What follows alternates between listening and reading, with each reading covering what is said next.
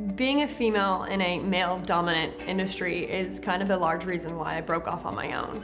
I wanted guys to come in here and feel confident. I wanted girls to come in here and felt heard. At the end of the day, I'm selling you something that I would wear. I'm selling you something that I know a woman wants. I'm Lindsey Leigh Schultz, founder of Lindsey Leigh Jewelry, Houston Diamond Girl.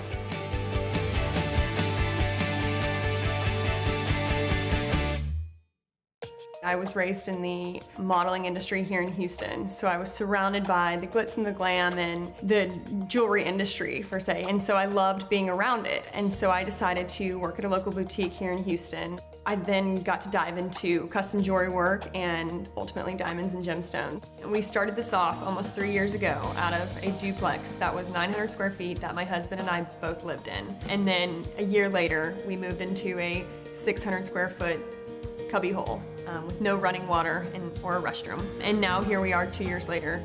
We always have big plans. I've always decided that when I started this company, I was going to give everything back into it.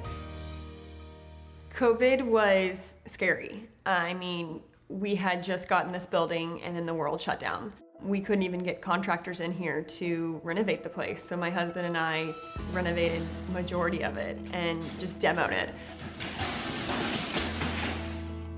We had to make a lot of pivots, and we never stayed out of people's eyes just because we weren't here. We did flash sales, we did cleaner sales. We came up with all kinds of ideas. People were also eager to shop. They were a little bored. Men were at home thinking, my wife deserves this because she's a principal, she's a teacher, she's a mom, and she has a job. And so Mother's Day was huge for us because women treated themselves and husbands treated their wives.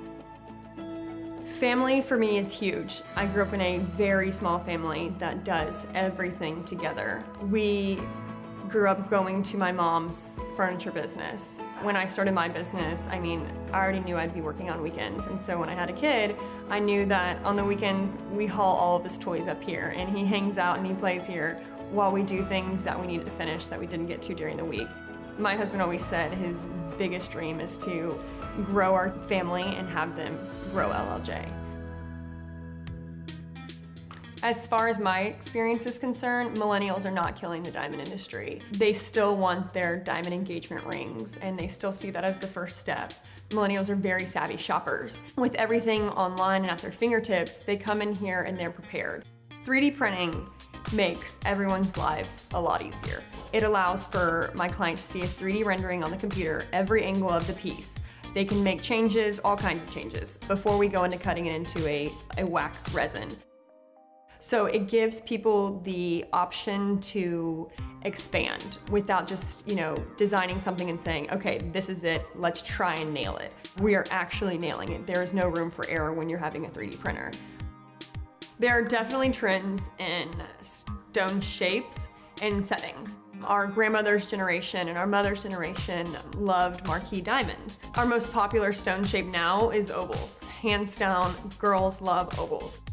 In terms of settings, the daintier the better these days. Our parents' generation and our grandparents' generation was very chunky, lots of gold, lots of metal, very heavy. And now girls want their diamonds floating. It was honestly so shocking and surprising to me to see the client following, that when I went out on my own, people wanted to come see me, they wanted to work with me.